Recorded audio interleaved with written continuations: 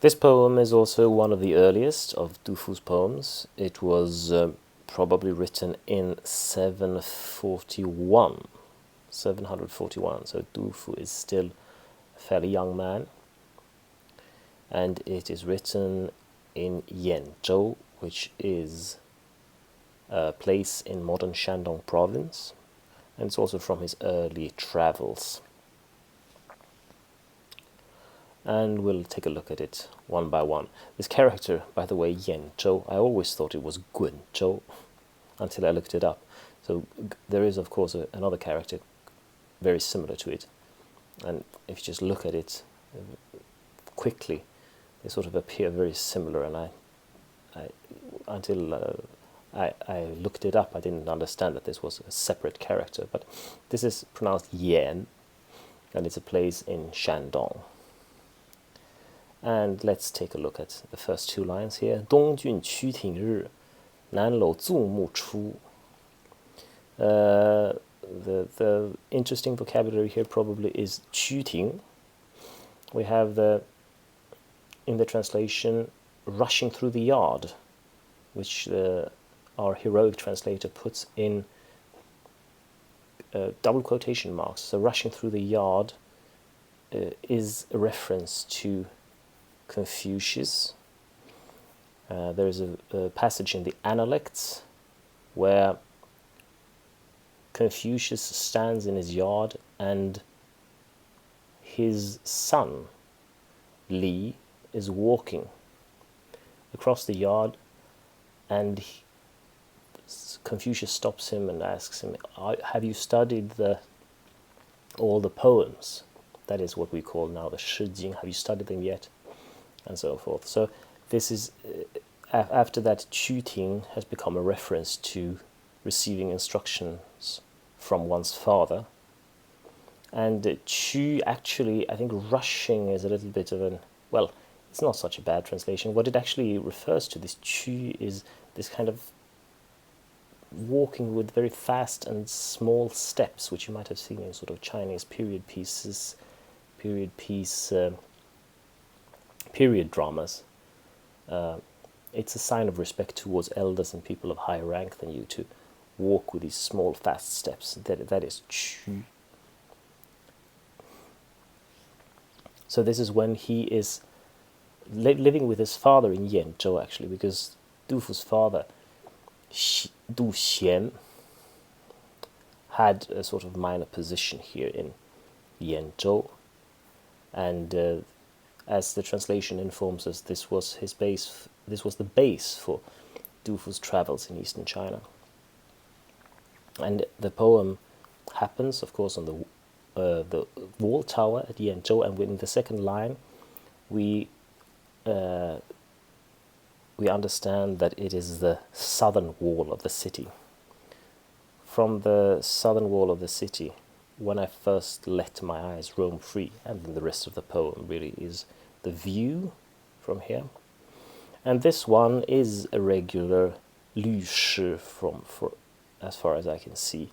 We have the sort of true parallel construction in the two middle couplets and rhyming syllables in the right tone and everything. So the next, and this in general, I would say this poem is a fairly humdrum performance from Du Fu,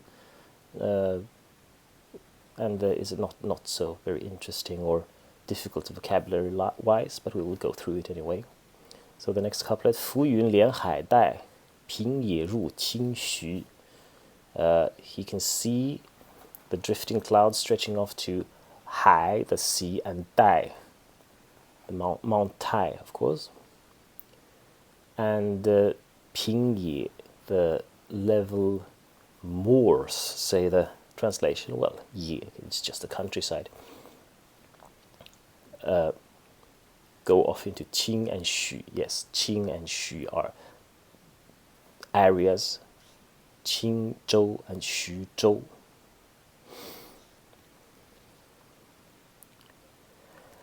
And then this next one is 孤帐秦碑在，荒城如电雨.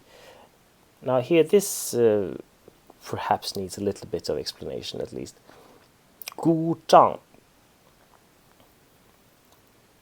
This probably refers to, as the translation says, lonely cliff. This refers to a mountain, which I'm not sure, perhaps it can be seen actually with the physical eye from Yanzhou. In other cases, if not with a physical eye, then with a mind's eye at least.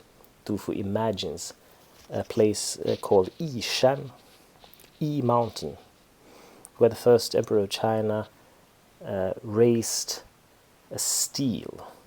That is what the Qin Bei refers to. So he imagines the stele on the lonely top, on the lonely peak, and he also imagines, because it's hard to sort of imagine that these are things that he can actually see. We have to understand this as that he's looking across the countryside from the wall, and that he imagines these places. It's certainly impossible for him to see all the way to the sea from here. For example, 荒城卢店宇. This 卢店 is generally taken to mean the 灵光殿 in Lu. So 灵光殿 was a palace, actually, in the ancient Lu capital of Qufu. And it's famous today because we have a very famous Fu poem by a guy called Yanzhou in the Han Dynasty, and which celebrates this magnificent palace which was built in the Han Dynasty. And in Du Fu's time, hundreds of years later, the only thing that remains were ruins of this. Yu, the rests. Not there. It's quite an. I like this Yu character here. Merely the rests of the Lu palace remains. And the last couplet, 从来多古意，临眺独踌躇. Even though he says 眺, looking out, as I say, it's very hard to understand this as things that he can actually see for himself. And the end here, it's sums up the whole poem, and it merely gives you a rather vague sense, I would say, of the evanescence of all the cultural splendor here. You have the old ancient geography with the sea, with the Mount Tai, and you have the remains of past magnificence, and he stands there and he thinks, well, this is the way it goes with everything, more or less. I would not say it's a very deep or interesting poem, but anyway, it's Du Fu's, so we have to try to understand it. Thank you for listening.